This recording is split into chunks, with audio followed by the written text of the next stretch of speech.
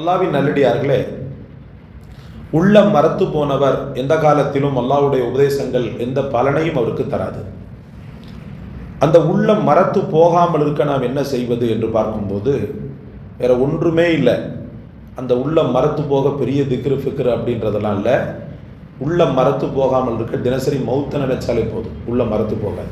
இதே போல உள்ளத்தை அதிகம் கல்லுபடுத்தக்கூடிய காரியங்களில் ஒன்றுதான் எதற்கெடுத்தாலும் சிரித்து கொண்டே இருப்பது. எப்போ பார்த்தாலும் சிரிப்பு சிரிப்பு சிரிப்பு, ஒரு காமெடியனை போல வாழ்ந்துடுறது.